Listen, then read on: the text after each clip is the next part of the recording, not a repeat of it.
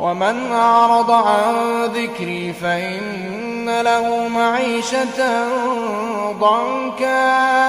ونحشره يوم القيامة أعمى قال رب لم حشرتني أعمى وقد كنت بصيرا قال كذلك أتتك آياتنا فنسيتها وكذلك اليوم تنسى